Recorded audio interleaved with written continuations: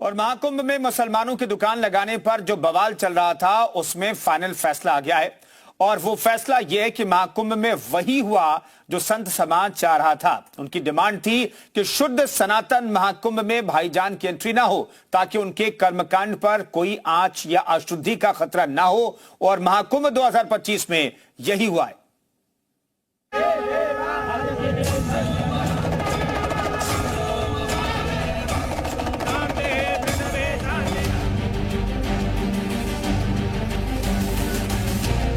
मना करते हैं कि मुसलमान दुकान नहीं लगेगी। जुबान मिली कटी हुई, कलम मिली बिकी हुई, सच बोला तो घर मिला गिरा हुआ। सैकड़ों साल से हम लोग वहाँ पे कारोबार करते चले आए, कभी भी ऐसा नहीं रहा। नुकसान तो होनी ही है, हमारा तो काम ही है मेले का।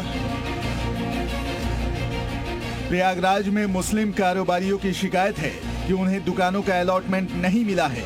दावा है कि ऐसा पहली बार होगा कि महाकुंभ में मुसलमानों की दुकानें नहीं लगेंगी।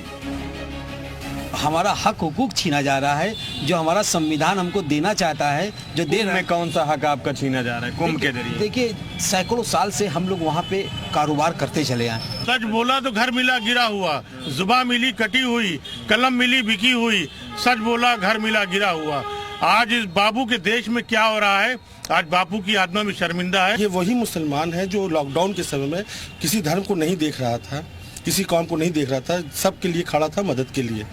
और आज हम लोग इतने असहाय हो गए हैं कि हम यहाँ खड़े होकर के इन चीज़ों के बारे में बात कर रहे हैं कि हमारा क्या अस्तित्व है आज देश में। महाकुंभ में दुकानों का अलॉटमेंट लगभग कंप्लीट हो चुका है और इसमें गैर सनातनी नहीं है। इन्हें महाकुंभ से बाहर रखने की डिमांड सबसे पहले अखिल भारतीय अखाड़ा परिषद ने की थी। उन्होंने सीधे यूपी के मुख्यमंत्री योगी आदित्यनाथ के सामने ये डिमांड रखी थी। गैर सनातनियों को खाने पीने की दुकान देने पर रोक लगाने के लिए कहा था और इस बार वही होता दिख रहा है। नुकसान तो होनी ही है, हमारा तो काम ही है मेले का। हमारा भी काम है और भाइयों का व्यापार मंडे सभी का काम है। जब हम नहीं लगाएंगे तो हम भी किसी से माल लेंगे, उसका भी नुकसान होगा, सभी का नुकसान होगा। बहुत ही अफसोसजनक है, ऐसा नहीं होना चाहिए। इसमें व्यापारियों का जो नुकसान है वो तो एक बहुत ही छोटा नुकसान है। दरअसल ये बहुत बड़ा नुकसान एक भाईचारे का है।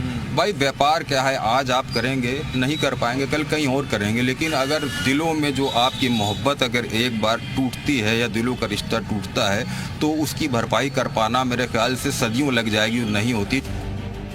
प्रयागराज में संगम किनारे संत समाज धीरे धीरे पहुंच रहा है।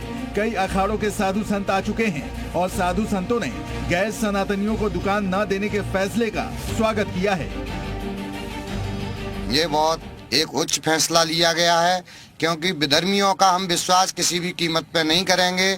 जो हमारे पहले पूर्वजों ने गलती की है उसका नतीजा हमको देखने को मिला। ऐसी गलतियां हम आगे ना होने देंगे, ना खुद करेंगे। जैसे हमारे मक्का मदीने में हिंदू को नहीं घुसने देते, वैसे इनको भी यहाँ घुसने न दिया जाए। इनको प्रवेश नहीं होना चाहिए। अपने सनातन में क्या है कि इनके इस्लाम में मक्का मदीना में कोई हिंदू तो नहीं जा पाता है, तो अपने सनातन में इनको नहीं आना चाहिए। संतों ने भोजन दूषित करने की खबरों के बाद गैर सनातनियों को दुकान न देने के फैसले को सही बताया है। हालांकि ये फैसला मुस्लिम दुकानदारों के लिए किसी झटके जैसा है। मुस्लिम दुकानदार महाकुंभ क्षेत्र में दुकान लगाना चाहते हैं। उसकी सबसे बड़ी वजह है यहाँ आने वाले करोड़ों श्रद्धालु।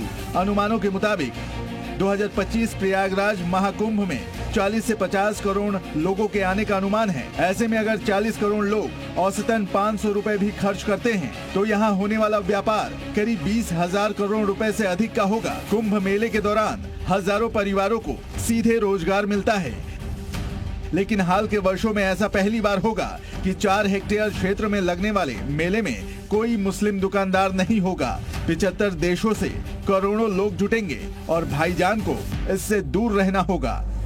मोहम्मद गुफरान के साथ प्रमोद शर्मा, जी मीडिया, प्रयागराज।